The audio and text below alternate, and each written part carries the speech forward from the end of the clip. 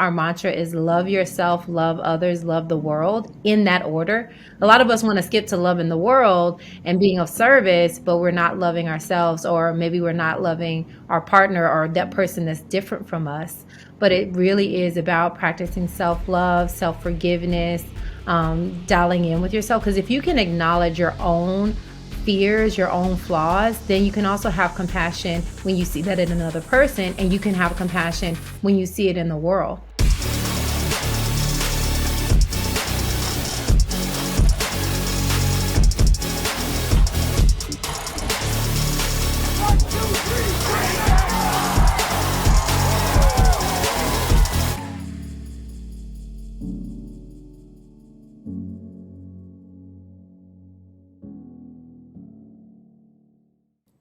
Hey, welcome back to the Oz Shift Podcast. Your host, Anthony Trucks, and we got another guest for you on this amazing day, whatever the day is you're listening to this. And as always, we get to find out how successful people make shift happen. And our next guest is an amazing human being who is, they're successful in many ways. I think the cool thing is they're successful in the aspect of career, but also of like humanity, like how they show up is a different level of warmth. I had the amazing pleasure of meeting this person recently in a group that we're part of in Napa.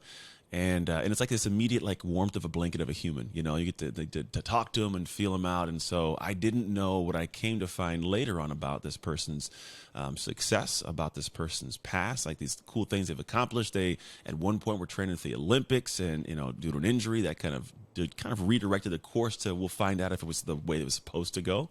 But since they have become a celebrity yoga instructor, leader of a podcast that is reaching millions of people worldwide, has millions of followers on Instagram, maybe 8 million, somewhere in that realm, but is also a podcast host themselves. So today, as we're going to unpack more of the human, the heart, and all the good stuff in the background. So please help me. I know I have words I can use. Please help me welcome to the show, Koya Webb. How are you? I'm amazing. Thank you so much for having me on. Thank you for joining me. I know you're busy. You got a lot going on. Quite literally, like you took a whole month off, I want to say. Like the first time we connected, we're like, we're going to do this podcast, but I'm going to take a month to disappear. And so you did, but I'm glad we're back. And yeah, so I start this podcast with a question you can take anywhere you want. And here is a question. If I'm walking around town, SoCal, which is where I believe you call home, besides the world, if I'm walking around town, I sit down at a coffee shop and I see this amazing woman sitting there, and it's you, and you turn and start talking to me, why should I listen to you? Ooh, all right. I like this. It's like improv A podcast. little bit. Hey, we let it ride. I'm telling you, there's no direction for this thing. It's the good thing about it. I love that. I think we'll talk about how you feel. Hmm. Why? I'll ask you how you feel, because I feel being present is really important. And in this day and age, we're always looking for something to talk about that's on the news or in outside of us or on social media.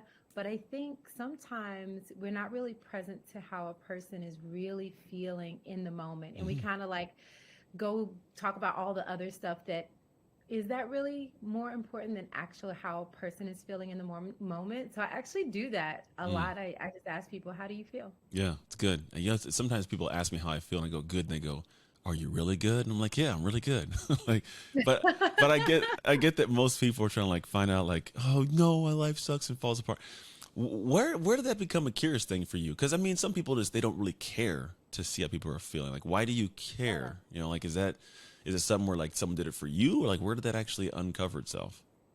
Well, number one, I'm an empath Okay, and a highly sensitive person. So I don't gotcha. know if you've done any research on that, but that means I actually can feel like if someone's feeling sad or if someone's angry, even if they're not stomping around, I can I can pick up a specific energy for them. Yeah. So I think naturally that compassion part of me, but then the fact that people ask that without really wanting to know is kind of like, I don't know, Mm. maybe it's triggering for me because Yeah. it's like, well, why ask if you really don't care? And a lot of times I think we're all conditioned to say, "Oh, I'm good," but not to actually tell people. And I was conditioned for this way. Like I'm Mm. definitely not perfect, and Yeah. I know sometimes, many times, let me be honest, I say I'm good and I'm not. Mm. I'm good meaning I'm grateful for life, Okay. right? Yeah. But I could have just got in a car accident, but I don't want to talk to you about it, Yeah. right? Yeah. I get you. So, what is it in me that also feels like you don't really care. Do you really care, number one? Yeah. And is there something in me that actually doesn't think you care enough to hear my story? So it's layers of trauma and conditioning Hmm. that people use it as a nicety, but they aren't really interested in listening to your struggle or what you've been Yeah. through. So for me, I naturally love people. And if something has happened to you, I want to know, which I had you on my podcast. So Yeah. Yeah. Well, like I loved just hearing your background. And I think as a little girl, I naturally cared about people. When people were hurting, I'd feel hmm. pain and I'd feel sadness. I couldn't just, when people threw up in my class, I was the one throwing up with me. And you'd be like, why is everyone throwing up now? Because some children are sensitive to Yeah. other people, and I was that person. Someone's crying, I start getting sad. So Yeah. I've always been like that. But I think what really took it to the next level is when as a personal trainer, one of my clients was like, I don't want to work out today. I just want to talk to you. And Mm. that's when I realized it was going to be part of my Who you are. business. Yeah, it's big. It's fun. I didn't even know. I know you were certified. I didn't know it was you actually did training in that manner, because I walked that same path of years of people just having a conversation. There's times we went to the back office, like they don't need to work out today. They need to like work out their soul. So we'd sit there Yeah. and yeah, I wouldn't call myself an empath, but I think I can actually see through like the expressions of a person who's like not really dialed in, and I don't know where that comes from. It's just repetition. So, in the world of what you do now, I want to kind of set this anchor, and I don't know where we're going to go with it, but I definitely want people to grasp from your perspective, like the things that you've accomplished. We'll talk about how in a moment. I want to know, like, because it's just too much. I mean, you've trained and worked with people like Stevie Wonder and P. Diddy. I mean, you've traveled the globe and done a bunch of cool stuff. You have an amazing podcast, programs. Like, if you could put all together and sum up who Koya is professionally, how would you do that? I'm glad you said professionally, because I'm a lover. I love people All who are that good living. stuff, yeah. Because that's what I wanted to say. Professionally, I would say I am holistic health coach and wellness entrepreneur. Okay. Holistic health coach, and I help people mentally, spiritually, physically, and not just saying those words, but I have tools and courses and practices that spiritually help a person learn meditation and Hmm. breath work, physically, plant-based nutrition, and working out, whether it be yoga or fitness or just going for a walk in nature, Yeah. and mentally affirmations. Those are all part of my programs. And I really believe to live a healthy and active lifestyle, you need all of those: mental, spiritual, physical, emotional, health, well-being, rituals that you can, help you through any time you're going through it in life. And then I would say wellness entrepreneur, because I love wellness products. Like, as you know, I have my own protein Hmm. and I have a book. I had a supplement at one time, and I just love developing products that help people live a healthy and active I lifestyle. like it. So it's the servant aspect, and because a lot of what I'm hearing is like I'm trying to help people do better things, be better internally, right? And I like there's a perspective on the health of the human soul, so to speak, like the heart, because a lot of people have solutions that'll help you get bigger butt, biceps, and muscles, and but like at the end of the day, it's like, what do you do with that stuff? I know a lot of people that look good on the outside, but man, the inside is, it's like having a nice manicured lawn, but inside it's like hoarders. They got a lot going on. They need to figure out.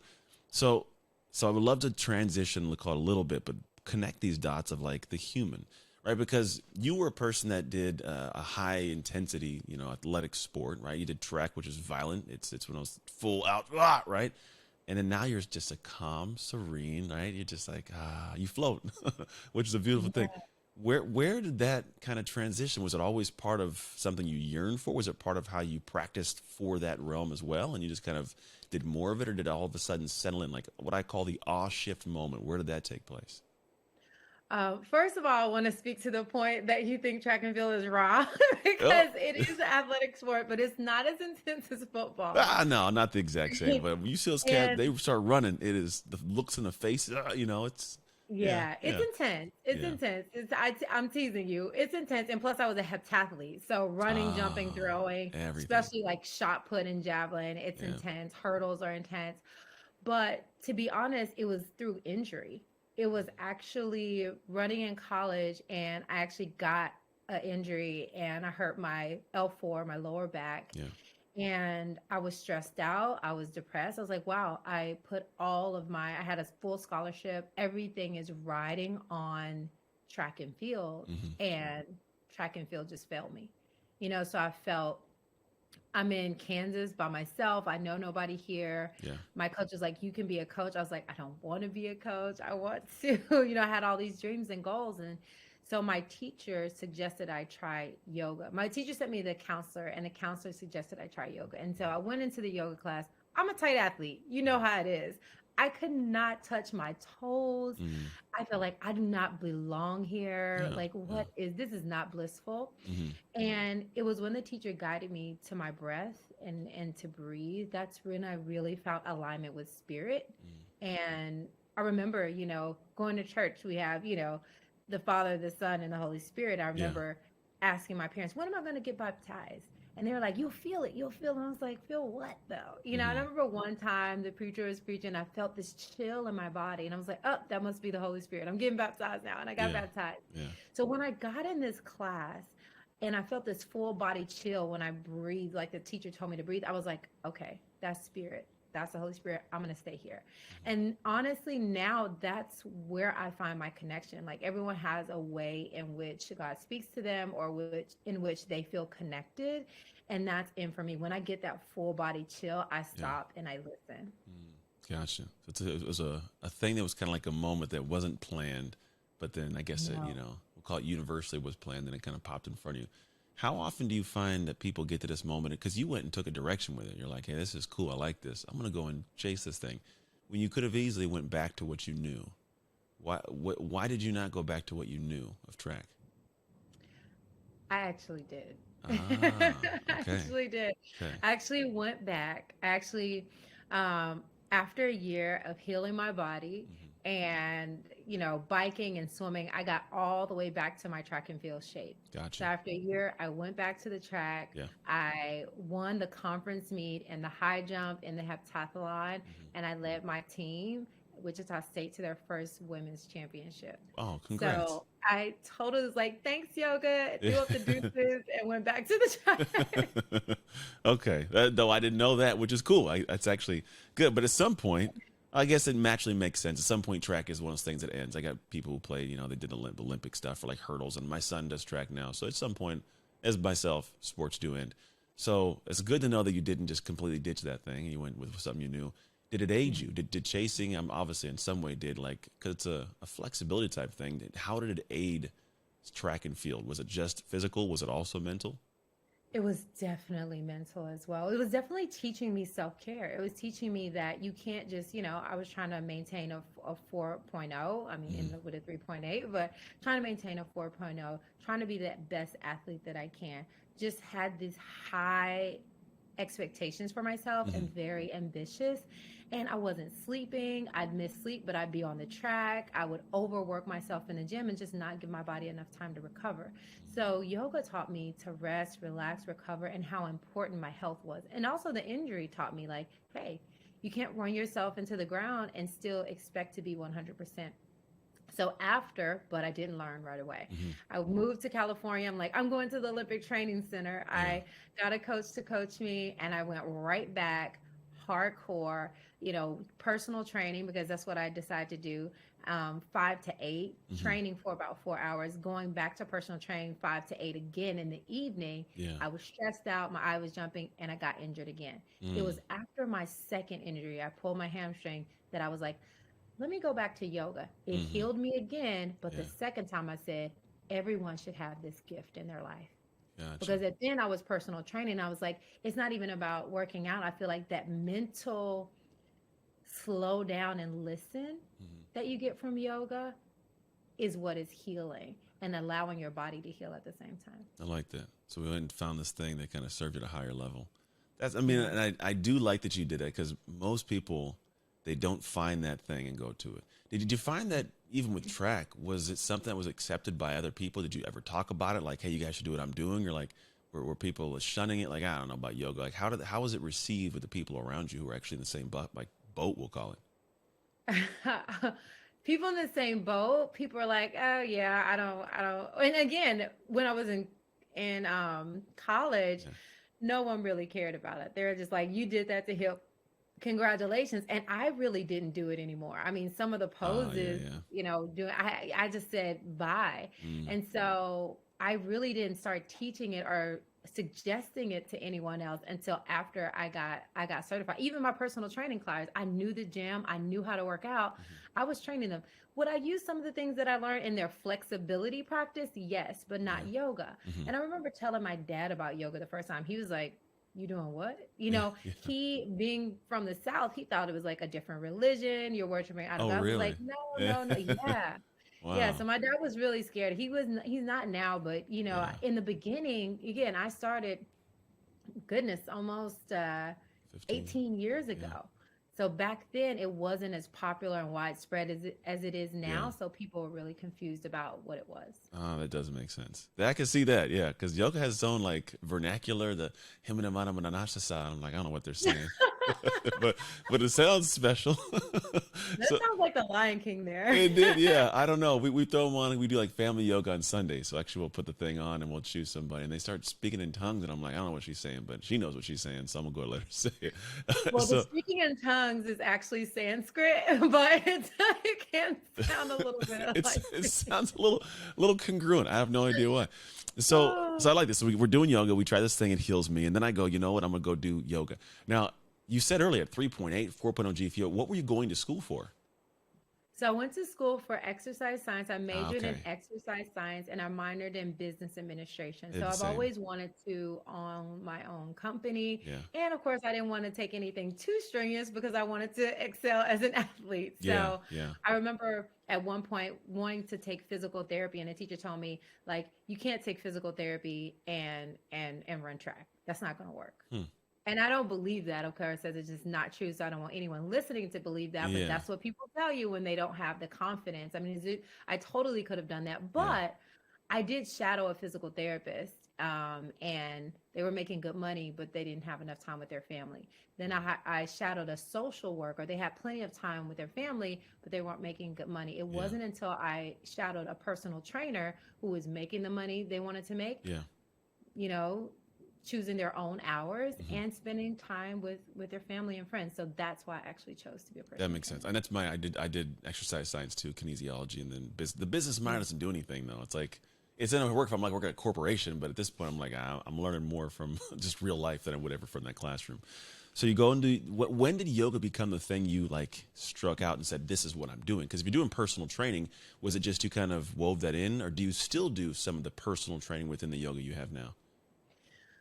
That's such a good question. I think it helped me out so much because I understand the body and how the body works Hmm. and how the science behind how to lose weight, gain weight, and how that part of the physical part of it. So Yeah. that's the way personal training helped me. And I learned bodies and I learned people by spending time with people and noticing. I worked at 24-hour fitness. So it wasn't just a specific type of body that I was Yeah. working with. I work with many different types of bodies, men and women, all different sizes. Again, gaining weight or losing weight. So that helped me out a lot Hmm. because it wasn't just this one way to train people. I had to get creative. I had to listen to people. I had to learn what was going to work for their body. I had to learn how to keep them safe, how to diagnose injuries and keep people, safe. Hmm. So for me, it was really about a healthy lifestyle. So the reason I keep some personal training in now, because some people will hit the gym, some people will walk, some people will do yoga, and I still lift weights as an athlete. I always love the gym. I Hmm. always love lifting weights. A lot of people don't know that because when I'm in the gym, I'm in the gym. I don't like, yoga. I'll put on my my camera Yeah. and Yeah. it can be on white flow, but in the gym, I'm just not Yeah. doing that. And plus, there's other people around. Hmm. So it's just part of me. And I feel like I talk to a person now. I do, holistic health consultation. So I found out what's your past? What do you like? And so now I can give people this plethora of almost like a couture lifestyle to pick from to find out what's going to work best for your lifestyle because there's no one size fits all when it Yeah. comes to health. Hmm. So as a holistic health coach, being a personal trainer and excelling in track and field has helped me become a better instructor, helped me Yeah. become a better coach. It's almost like you're saying, I am not a hammer, I'm a toolbox. Because I think Exactly. A lot of people come and go. I'm a yoga teacher, so everything you got to do is yoga, yoga, yoga, yoga. Then some people go to I'm a weights person. Everything's gonna be solved with weights. I'm a mobility person, right? So I like that you're saying, like, I'm a person that's gonna come and say I have an informational background in all these. I'm gonna help you figure out the best thing to put into your plan.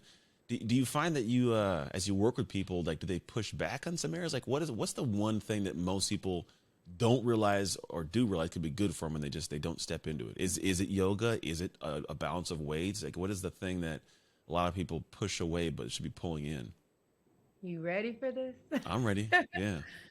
Food. It's the food. It's like work me out, stretch me Yeah. out, but don't touch my food. Yeah. Right. Or I get it. I'll say I'm gonna eat healthy, but I really want to eat whatever that I want. Can I? Because I mean, the thing people love is like I can eat whatever I want and still A, B, C, D. Gain weight, gain muscle. Look, like everyone loves the fact that they can just eat whatever they want, and Yeah. so that's the biggest thing that I get pushback on. And it's basically what I do now is like, how can you have what you like in a balanced way? I don't even say moderation because Mhm. moderation is different for different people. How can you have what you like and still achieve the goals that you want to achieve? Mhm. So that's my job. That's what Gotcha. I help people do. And I do that when it comes to spirituality. Like, how can you connect and be in alignment with your lifestyle and be in alignment with your purpose, no matter what you're doing? Yeah. How can you work out in a way where you're still having time for your kids, your partner, things like that? How can you work in a way where it's not taken away from your happiness? So, as a holistic health coach, it's actually kind of bring all those things together and seeing how can you create this optimal lifestyle for yourself. It don't have to be perfect. Mhm. You can still eat some of the things, Yeah. but if you're eating Twinkies every single day and popcorn and chips and a couple bottles of wine, you might not achieve that goal that you set out for yourself. Yeah, that makes sense. Most people don't want to hear that. I had a client years ago when I had my gym where she'd come in and train with me and she'd do her thing. And at the end of like 3 months, she hadn't lost any weight. She might have gained a pound. And here's the crazy thing. About month 2.5 of 3, I had, for some reason, watched her walk out. I usually back-to-back clients previously, but I left my clipboard up front. So I'm walking to my clipboard for the client that had come after, like 10 minutes into the session. And I see her walking out of the Chinese food restaurant that was next door. And I go, what's going on? So I didn't say anything. But the next session, I was like, hey, did you go to the, oh yeah, I've been how long have you been going? About a month. You know that you can't just go, well, I've been working out hard. I'm like, yeah, but you were eating more calories and you're actually burning out. Like, that's probably why you haven't lost any weight. And she was berating me. And I was like, man, at the end of the day, you're right. People want you to work them out, but don't touch the food. Don't talk about that realm. Do you ever battle yourself with the food stuff? I know I have. I know at one point I was like chubby because it's post NFL. I was like, I'm gonna keep eating like this, but I wasn't training like that. You ever battle Right. the food stuff yourself? I do. But even on that point, because I want to hit this point because it's so important for everyone listening. We were told at one point in time, like carb up, especially if you're an ex athlete. It's like, Mm-hmm. oh, if you work out, make sure you carb up. You want to replace your calories and things like that. And Yeah. so that was in so many heads. So I work a lot with athletes and like especially bikers when I was biking for a little while, and it was like, all right, let's go get pasta, and people will love and value eating even more than they wanted to eat sometimes because they're Yeah. like, well, I need it for my energy. And so I think that was just a misconception that Yeah. people had. So my heart goes out to that woman because a lot of people thought that. I thought that at one point in life. I was eating cereal, pasta. I loved it, but it wasn't great for you. So Yeah. my True. food battles is chips, ice cream. Mm-hmm. Like it's something about chips My wife too. where I can't just eat like five. Like it's Yeah. not even realistic. Even if I have Pringles that are stacked, like Yeah. I eat the whole thing. I eat the whole bag. When it comes to nuts and seeds, anything salty, like I go into what's called like a chip meditation or a bag of popcorn. Yeah. There's no way. I don't have like chip bags in my cabinets because I don't use them. If I open a Yeah. bag, I finish the bag, whether Yeah. it's a small bag or a big bag. Yeah. So I think my thing is with snacks. So honestly, I don't keep them in the house. I Mm. literally I do have some ice cream in there, which since the refrigerator is closed and I can't see it, I do a little bit better with. You can't. Yeah. But if I eat a whole tub, I won't give myself any for the rest of the month. Interesting. That's interesting. Well, my wife is chips also. I'll eat some chips too. I'm a popcorn guy. I'm not even joking. I have a Mm. popcorn machine that you can't see that's sitting right here. And like once a week, I'll throw some popcorn in and just sit back and eat it. And I'm not going to lie. I tell myself like, it's just carbs and salt, which it really it's all healthy stuff. But I do have that guilty pleasure myself. I think you're talking about those some people they just it's a glutton thing. They eat too much of it too often and figure like and then you can't reach their goals because it's not putting you in a position to do it. Through the whole journey of yourself doing this, and because I want to move this in a direction of like getting people, we'll call it the good goods, right? This all is good. We hear the cool stories, all the fun stuff, right? I would love to unpack some of the battles, right? Because Mm-hmm. we don't talk about the battles. People think that they look at you like, oh, she's just special. I'm not like her. And I'm sure within the humanity of you, you're fairly similar to all of us.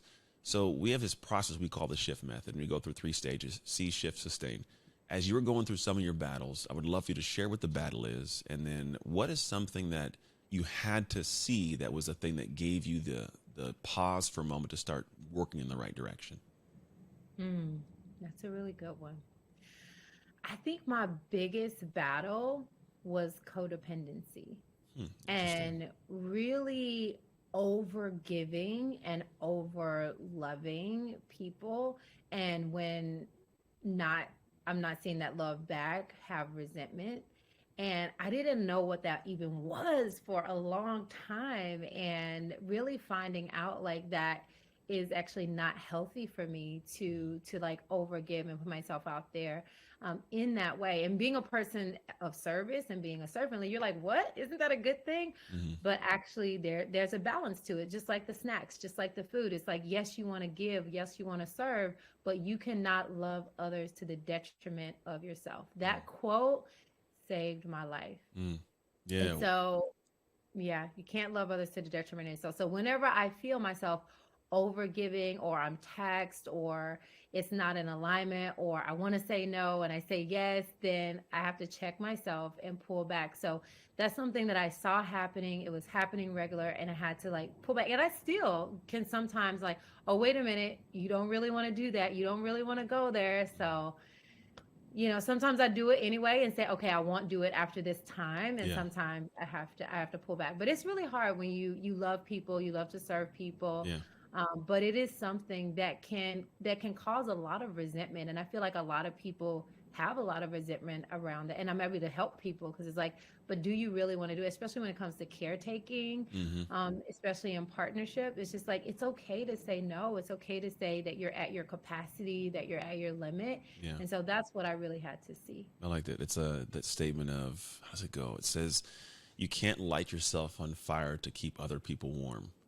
Mm, Ever heard that before? That's a good one. yes, Yeah, it's I kind of saying it's love kind of a that. similar thing.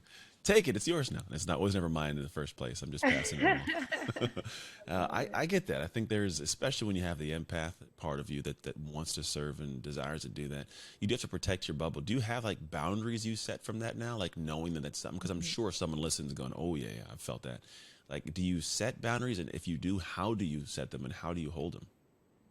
You have to have healthy boundaries. You have to know how many hours do you want to sleep per night. Like I literally make do this for myself. I do it for my clients, but I literally start with my sleep. Yeah.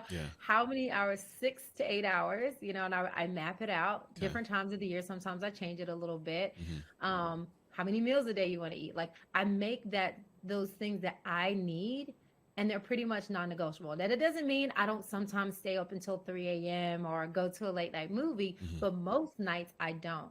So there's a chapter in my book called "There's Freedom in Discipline," and that's really about realizing that once you create those healthy boundaries, because like for me, if I didn't have any healthy boundaries, it's like anytime people call me, anytime I'm like, sure I can. I'm not doing Yeah. anything, so of Yeah. course I Yeah. can Yeah. help Yeah. you. Of course I can do this for you. Mm-hmm. But now that I have my schedule, I'm actually doing something, and to do something outside of that, I have to ask myself, is this loving someone to the detriment? Now, if it's not harming me in any way and it's in alignment, it's in my waking hours, I can do something for someone, I'll do it.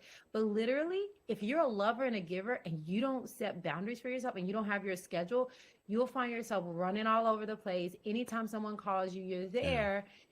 I mean, I got most dependable in high Oh, school. I really? mean, if someone asked me for something, to get Wow. something, to help with something, you can depend on me to do it. I Yeah. was a woman of my word. And Yeah. so I would sacrifice myself if that means if you're hungry and I got a plate of food, I'm either going to give you my plate or at least share it with you if I'm starving. If I'm not starving, I could even give it to you. So I literally would give to a fault. And it really had to create some balance. So for those out there listening, create some boundaries for yourself, your Yeah. sleep, your time. Have something that you're doing on a regular basis. And every now and then you can push the limits for someone else, but check in with yourself first before you just say yes. Absolutely agree. I don't know. I never got to the point of at a detriment. I've always had a good bubble of like I felt like, oh, I'm giving too much. Leave me alone. Stop. Like I put that wall up, and not too often. I'm more selective on who's in my bubble. And I also realize too, and maybe you can attest to this, is whenever I do too much for somebody, they don't learn how to do for themselves. So if I loved you, and I do this thing in place of you, I'm actually robbing you of that skill set. Yeah. It's so true. It's like handicapping a person. It's Yeah. like if you do everything. And I had to learn that being the first girl in my family, and the second child, you're in that position of taking care of everyone, Hmm. and growing up, I was taking care of my brothers and sisters for most of our childhood. So I was serving a lot. So I didn't even really get a chance to experience a lot of childhood because I was already a caretaker. Mm. So that's also something now I have to relive, like, okay, go out and play and have some fun and do something other than work because you're not here to just work. You are here to enjoy life as well. I'd agree. I think we have to experience, man, because you can't pour from an empty cup. So if you don't have your cup full, you can't pour anybody else's out. So I would love to unpack kind of what you do and how you show up, like the podcast and the things you do. Because I mean, let's be honest. There's some cool stuff you've done, some cool people you've been around, and I think that's the stuff that endears people, but also they get a chance to feel like this is something they can do. Is kind of the goal. So I would love for you to share, like, tell me about, because you do certifications that are all 100% virtual. You have apps, you have programs, you have communities. Like, give me a run through of someone, how they experience. They come through and they find your stuff, like someone here, and they, kind of reach out and go, hey, I want to find out more. What is the experience you're trying to create for people? That's such a good question. For me, the experience is a journey. And I want to create a resource, a toolkit, like you said, where they can reach inside this health and wellness toolbox and find what they need that's going to enhance their life. My goal is to help people, inspire people to live a healthy and active lifestyle. Because I feel like it's not only good for the person, but it's also good for the world. The Mhm. healthier we are individually, the healthy the healthier we're going to be collectively. And so that's what I want to do with my company. It's called Get Loved Up, Mhm. and I created that out of my out of my need, Yeah. for love, and our mantra is love yourself, love others, love the world, in that order. A Hmm. lot of us want to skip to love in the world True. and being of service, but we're not loving ourselves, or maybe we're not loving our partner or that person that's different from us. Hmm. But it really is about practicing self love, self forgiveness, dialing in with yourself. Because if you can acknowledge your own fears, your own flaws, then you can also have compassion when you see that in another person, and you can have compassion when you see it in the world. But if you're not able to self reflect, then how are you going to have compassion for what's going on with someone else? How are you going to have compassion for what's going on in the world? Because it all stems from a disconnect, a misalign. Yeah. And a lot of people, if they don't find that in themselves, they're going to criticize it when they see it in the world. They're going to criticize when they see it in another person. So I always think like that self reflection is really important. And that's what I do through my company, and also in my book, Let Your Fears Make You Fierce. It's all about teaching people these tools of meditation, yoga, breath work, chakra work, so Mhm. people learn their body and mind, so then they can have compassion. I like that. You know what's always funny is I hear those things and I dance in between the worlds. I live in a very regular suburban world, right? So the parents I'm around and everything with the kids, and they go places. I get what you're talking about because I've lived in our world, right? I understand the heart, the mind, these expansive things. But I talk to them about it, and they're like, "What are you talking about?" Like your dad probably is. What are you talking about here, Yeah. man? I thought you were a football player. Like I am. I was. What are you talking about? I'm not a football player now because I understand meditation and the chakra stuff, and I'm not as much as you do by any means. So when you go and present this to somebody and say, "Here's what we do," how do you get the person who is looking at it going like, that's woo woo? That's just, I don't see the tangible value of it. What are the things that someone needs to be told or needs to understand to really grasp the true value of it from your perspective? To be honest, it's not what they need to be told, it's what they need to feel. Mm, They have to feel it. And kind of like it is, you go to church, and I grew up yeah, in the church, so it's just true. like we're hearing this stuff all our lives, and how many people are really following it. So I'm not attached to whether people get it or not, or following it or not. Good. My goal is to keep repeating it and being an example of it, Hmm. and hopefully it can inspire someone to pick it up as their lifestyle and feel what I feel, which is connection to source, divine alignment, Yeah. is what we call it in yoga. But I mean, that's my goal isn't attached to someone doing anything. It's just being a resource. Yeah. And the thing is that cool is that I think when you talk about like I do it as an example, I think that's the best way to lead. And I maybe it's my own biased opinion, but I find that whenever I'm doing the thing, it makes people feel more comfortable doing it alongside. But then also it gives you a chance to talk from a place of true experience and true ups and downs. And then when you're attached to you, you're not worried about sharing things that other people would go, how could you share that? How could you talk about that? How could you put that on a podcast? You're like, well, it's going to help somebody. And I think that's the beauty of going through the journey of what you've gone through. So for people who are here right now, they're hearing some things that are like, this is cool. And I think it's cool. I'm learning things too. I like that. I love when I talk to people that are solid humans that teach me things. So I usually have a couple, like we'll call it closing questions, and I really want to see where this one goes. There's two of them for the most part. The first one is, let's say I'm sitting at that coffee shop with you, right? You turn, you start talking to me. Now, I can't say anything to you. I'm not able to respond in any way. You have one kind of thought you can unpack for me. And this thought, the purpose of it is to help my life be better from that moment ongoing. I can't respond. You got one thought. What's the thought? You are enough. Why is that important? I know why, but I want to hear from Koya Webb's perspective of why it's important.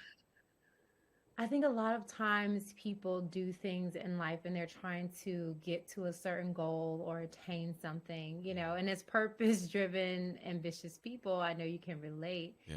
So it's something that I constantly have to tell myself, that I don't have to do anything to be loved. I don't have to do anything to be great. Just breathing and taking up space is enough, Yeah. just like nature. It's just being. And so, really telling someone they are enough, I think, is one of the most powerful things that you can say. I like it. It's kind of like the thought that I have of setting your own scale also. I think we go into the world, and the world has a scale of gotta have a Ferrari, gotta have a nice house, gotta have that nice new bag, those new dresses, those new clothes. And then we start living this life in this spun up thing where it's like I don't feel like I'm enough because I don't have the thing the world says I should have. And it's a weird energy that kind of I had it. I remember those moments of like I gotta get this car and I gotta have rims in the car. Now I'm like, why would I have rims when I don't even get to see them when I drive? What's the point of that? It doesn't make any sense.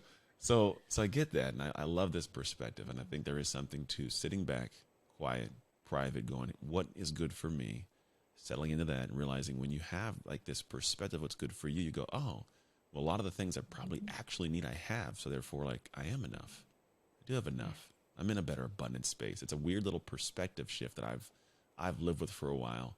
That's allowed me to be at way more peace than I used to be. Because I played in the NFL. Guys literally driving their Rolls Royces to work. I'm like, what is going on with this guy? Fred's got a Rolls Royce. He's who drives to work? Anyways, okay. So if I want to send people to you, which you have a lot of amazing things that you do, where are the places that they can access you if they want to become a yoga teacher, they want to experience yoga classes, they want to get the health stuff, the food stuff, the podcast, where are all these cool places they can go? I love that you know that I offer yoga teacher trainings because not many people know that. So, pretty much everything on my website, koyawebb.com, KOYAWEBB. You can enjoy the yoga teacher training, my community, Get Loved Up, all of our online courses and things. And then my book can be found anywhere. Let Your Fears Make You Fierce, anywhere books are sold. I like that. It's a good title, too. Let Your Fears Make You Fierce. It's kind of like using Yeah. fear as fuel. Well, It is. And it's yeah. what I tell people is like unapologetically following your soul.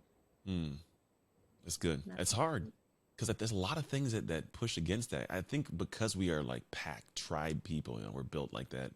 We don't like to chase that because then it may ostracize us in the accepted circles we're in. And so mm-hmm. to chase that means I'm chasing me and not the group. Right. It's Right. difficult. Absolutely. That's not an easy one. All right, ready for the final question? Yes. Here we go. What promise did God make to the world when he created you? Mm, what promise did God make to the world when he created you? He promised the world love. It's a good promise. hmm And I'm here to love people up. That's what Get Loved Hey, Up. get loved up. I see what you did. That was good. I like that. It's a Yeah. good one. It's a good promise to the world. We need more of that, man. Even and not even just love. Like love as a verb would be nice. I think a lot of us aren't getting it. What's your thought on like? Because love's an interesting thing where I have this perspective in my head of like when I want it, I have to experience the emotion of it. Sometimes on the side of giving it as opposed to just receiving it, and then I get to be part of the Mhm. experience of love. Love is all encompassing to me. So love is like the presence, right? It's literally everyone. Like we all are love. We all are oneness. So I'm just an awareness of a vibration of love. And I do believe that's what we all are. Now, do we function in different dimensions, frequency of that divine oneness? I think in a weird way, yes, but it's still all a part of love. It's all a part of the experience. And when we're experiencing anger, fear, sadness, it's just feedback to where we are Mm-hmm. in this oneness, in this vibration. So I feel like life is very vibrational, and the vibration that created us is also the vibration that sustains us, even when things aren't great. Mm-hmm. So it's a really big concept, I but like it. I'm 100% in it. I get it. There's a certain level, like once you get, how do I explain it, settled inside. There was this, I don't know when I first thought of it, but I was like, I find that some people I'm around, they give me like a neuroses. Not that I don't like them, but I feel a little bit like out of like you said, vibration. Like I got this tune going and they keep plucking the string. Like, why are you making me feel weird? And I find that some people, they're just not settled inside. And whether it's a sense of knowing themselves or spending time unpacking things like you're talking about, like getting to that point of knowing, like feeling. I think when you get to a point of settled inside, like it actually, life moves slower. It's more expressive and experiential. It's a lot more fun too when you're not just like all over the dang place. I love that because it's always everything, every trigger is a sign. So anytime you're frustrated, irritated, annoyed, that's also a sign, Mm-hmm. right? It's a sign. Let's say if I felt that way, I would say, okay, this is what I'm feeling. Why am I feeling this way? Yeah. And what is the judgment I have about this person? And is there any way that I can communicate with myself or them and unpack that feeling? Mm. Yeah. So I work a lot with Byron Katie, and she really always brings every emotion you have back to yourself Yeah. and how to process and transmute. And that's deep yoga talk, I know, It's okay. but that's the practice. That's the practice of owning every emotion Yeah. and within yourself, and Yeah. then transmuting it to love I like it. and compassion. You get settled inside. It's like a calm power. It's good. Yeah. Yeah. Yeah, And it's that's good. and that's also a way, it's a sign for you, like, do you need to create a healthy boundary? If someone's in your circle and they're often triggering you, do you want to stay in it and process it and see if you can find peace within the chaos? And meditation, you see meditation teachers in the middle of traffic, like, no myoho renge, and Yeah. it's like, do Yeah. you want to practice that? Is that what you want to do with that trigger? Or do you want to say, you know what? I don't want to live in New York City Hmm. because I don't want to feel like that. I don't want to work on that. And I'm just going to live in California. Yeah. So everything that we decide, there's no right and wrong. It's just the choices. Hmm. And when we make those choices, we're honoring ourselves. Again, not Yeah. judging it, but also not judging the outside of it, because it's all a part of The whole. humanity. Yeah. Humanity. That's a good thing. It's all a matter of it just is. I think this thing is, I find that some people, maybe it's a different perspective, but it's like, I'm like, man, at the end of the day, just because I want to do this isn't an actual attack on your desire not to. Like, it's just because I believe this isn't an attack on yours. My existence of a belief is not trying to beat up yours. And so it's kind of like you're saying, like, just you can have this thing and it's okay and it's your thing and that's okay. And we're going to leave it at Yeah. that and walk on. Most people don't have the ability to let it just be. Like, no, I do this because I think they're trying to protect Mhm. their choice of this. And I'm like, hey, Mhm. man, your choice is fine. It's just not mine. and that's okay. Right. Yeah, it's a different world. And thank you so much for coming on. I feel like we definitely had some cool trajectories of the conversation go, and I'm sure that someone listening right now has gained some insight. There's no way they couldn't have, just from the perspective and thoughts that you've shared. So thank you, in the busyness of your life, for coming to hang out with us. Truly appreciate you. Thank you so much. Yeah. And those of you guys in the world right now who are tuned in, thank you for hanging out with us. Thank you for giving us time of your life. I hope we gave something good back to you that you can actually go and apply. And if there's somebody else in your world that you know needs to hear this as well, to where they can themselves find ways to improve or progress forward, and you're just too close to be able to plant that seed, let Koya do it by sharing the podcast. Put it in their inbox, put it in your feed. Who knows who'll grab it, pick it up, and listen to it. Sometimes it becomes that one thing where it's a pivotal moment. Someone goes, I listened to this one podcast randomly and it changed my life. That could be this one. It could be you as a catalyst. So please share. Outside of that, as always, make the most of your shift moments so you can make shift happen. Anthony Trucks and Koya Webb signing off. Hey, thank you for tuning in to the Shift podcast. I pray that we gave something amazing to your life. And if you found this episode served you in some way, I would love if you could share it with people you know, people you love, as well as your community, because you never know who needs that simple little seed that can grow into something amazing for their life. And the actual training doesn't stop here. If you want your free copy of the show notes sent to you after every episode so you can get the major points consolidated down, simply go to textanthony.com and message the word notes. Till next time, make shift happen.